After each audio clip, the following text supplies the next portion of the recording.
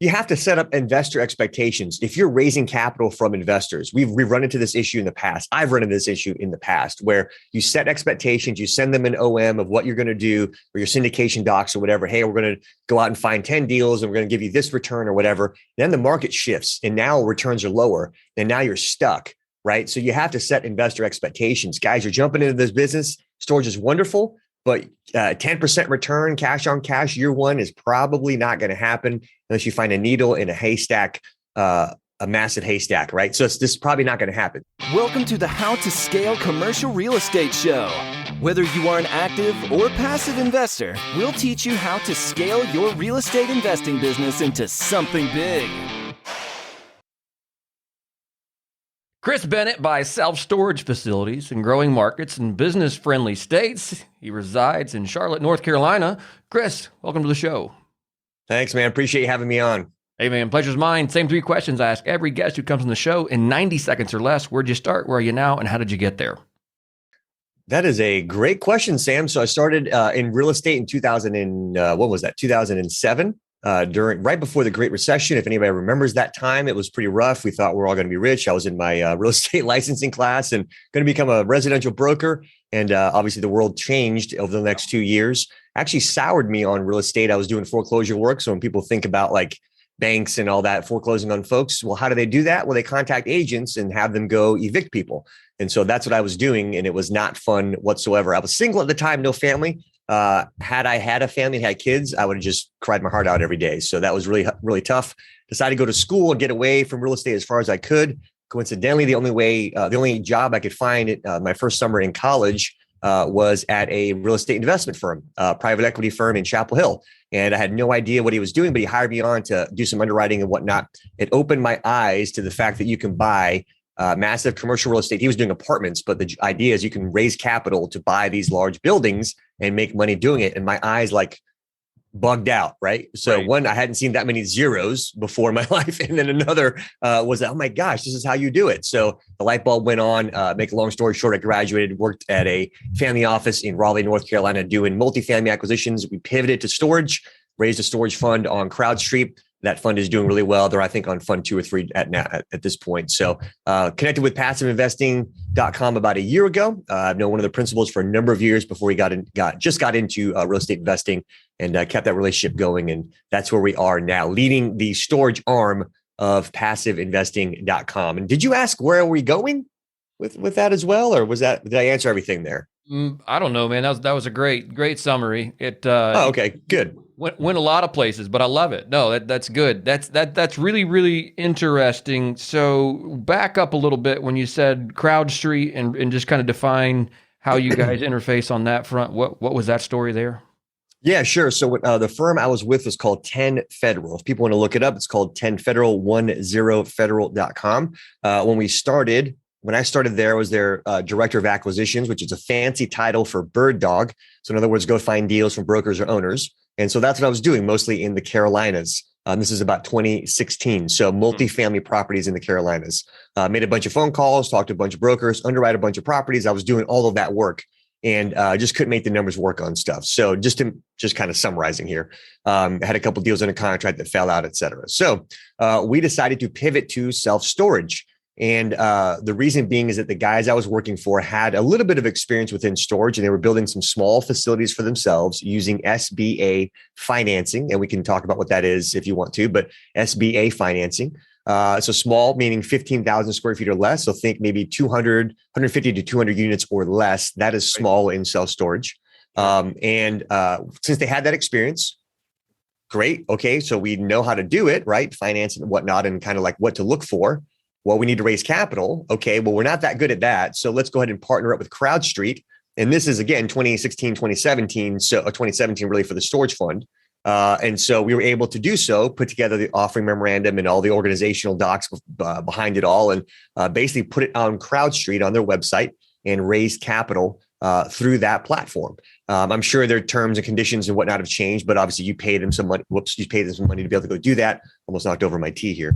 And it was successful. So the goal was to raise about 10 million bucks. I think we raised pretty darn close to that for our very first fund that was put out there for the public to see and criticize and invest with and get on board with. So that was a lot of fun. That was a successful raise and deployment of that capital.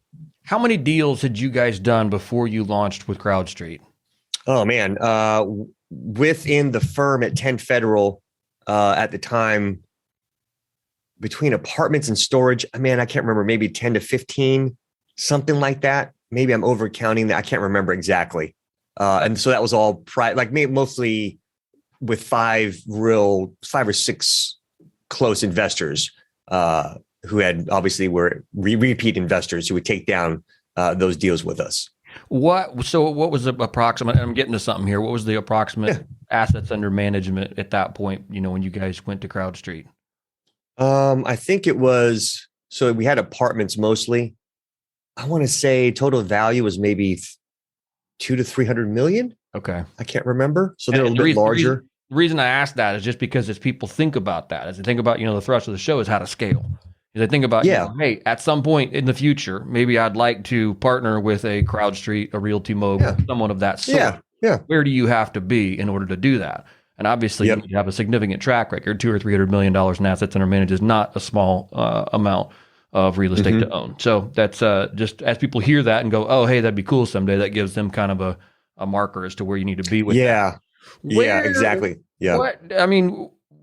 What were some of the things that you liked and didn't like about partnering with CrowdStreet? And again, I'm going somewhere with this. They were actually really, so that was 2017. So that's about 5 years ago. So they have new people in place and all this stuff and new processes and new vetting procedures and everything. So people have to realize that as well. So I'm talking a little bit half a decade ago about what we're doing. So at the time, I think the pricing was a little bit steep and people have to realize that. How they had it structured at that time. They had what they call investor rooms and whatnot. And so basically each investor that comes into through your portal, they would go to a website essentially set up for them that gave them all these statistics and capabilities to invest and vet the deal and all that kind of stuff. And that would cost you money based upon the number of investors. There was an upfront fee to get started. There's a number of things. Right. So it is expensive. And that would, I'd say, be one of the downsides or cons to it. The upside was they were great to work with, very easy to work with. They kind of held your hand through the process.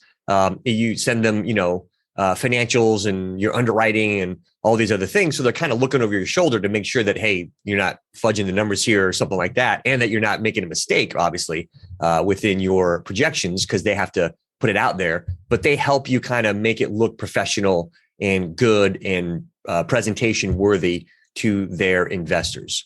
So again, it was a long time ago. Their logo and colors have changed. Back then it was like red and something else. So it's been a while, but it's a bit pricey.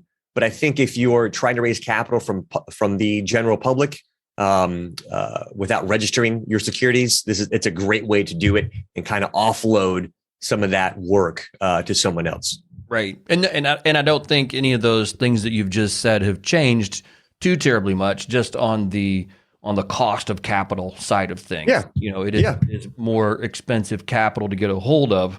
But again, like you said, you get to offload some of that administrative burden and bring absolutely. So that's fantastic. I love that. We've had several people come on the show, obviously at 500 and something episodes, and talk about self-storage.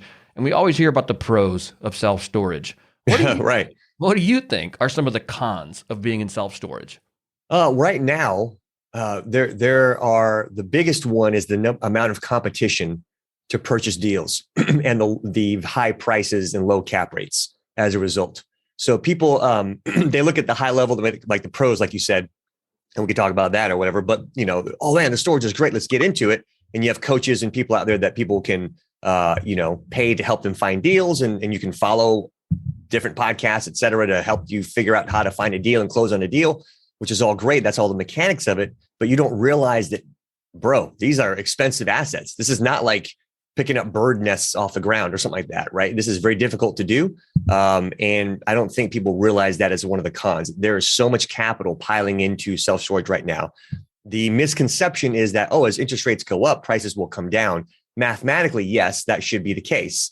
But because there's so much demand and so much capital out there that's flowing into self-storage, prices are staying high. They are not coming down just yet. We might see it come down later this year. Depends on really where interest rates go. But right now, that's not the case. Another con is the fragmented ownership and the mom and pop type ownership is great But mom and pops, if you're looking for smaller deals, which I've done that in the past, if you're looking for smaller deals, when I say small, I'm saying maybe 20,000 square feet plus or minus somewhere in there, then they don't have good record keeping. They're sometimes difficult to deal with. When they send you, I've done deals with the guy literally sent a photo of a unit mix that he drew by hand because he didn't have records to send me the unit mix. Right. So you have to be ready to deal with that kind of stuff. And then when you go to, if you're using a bank for financing, the bank is going to want to see some sort of financial history there. Sometimes mom and pops keep all their businesses commingled into one P&L. And you got to figure out, well, what the heck is that? He's got a car business, a storage business, and he's got some single family rentals, and it all comes into here. And he's telling me it's this, but I can't figure. So you're going to be scratching your head with those kinds of deals. If you go to institutional, larger deals, you don't have that problem, but smaller deals, you could run into that problem. The other side of it is because the pro is it's an inflation hedge. I'm sure some people have heard that now. Rates are going up, so you can raise your rental rates. Well, you can, but let's say you'd raise your rental rates on all your tenants $10 every month. Somebody's gonna get mad and move out. You're gonna make people. You can't just raise rates like every month. It doesn't work that way. Maybe once every 6 months, yeah. Once every month, no, that doesn't work that way. Conversely, or the opposite of that is when rates come down, you're susceptible to that as well. So if the market is lowering rates for 10 by 10s, within a 3-mile radius of your facility, you're going to be the highest because you're the best, class A, really nice facility. You can kind of lead the market. But if you're not that, then you're probably in a race to the bottom. Right. So that's something that you have to think about. If you're battling against REITs and whatnot, it can become a race to the bottom where they're now renting a 10 by 10 for $50. And if you do the same thing, you're going to go broke. So there's things to think about. The reverse of the pros are sometimes can also be cons. Right. And I like that. Thanks for taking the time to break down some of the barriers or the obstacles in the industry. But I think also inside of those obstacles, that's what creates opportunity. Yeah. So, you guys have found a way to kind of work around all of those moving pieces and say, okay, we still see opportunity here, but there are some things to be certainly aware of. So yeah, and you have to you have to set up investor expectations. If you're raising capital from investors, we've run into this issue in the past. I've run into this issue in the past where you set expectations, you send them an OM of what you're going to do or your syndication docs or whatever. Hey, we're going to go out and find 10 deals and we're going to give you this return or whatever. Then the market shifts and now returns are lower and now you're stuck, right? So you have to set investor expectations. Guys, you're jumping into this business. Storage is wonderful, but 10% return cash on cash year one is probably not going to happen unless you find a needle in a haystack, a massive haystack, right? So this is probably not going to happen. So you have to set those expectations and where we're at in the market right now. This is a tough business to be in, but there are opportunities and there's reasons why so much capital is jumping into self-storage. Just got to be a little disciplined in what you're going after. When you set those expectations for investors, I don't care how you set it. If you say, hey, look, like you said, it's a tough business. You're not going to get a 10% cash on cash return. How do you attract capital? Well, where else are you going to go?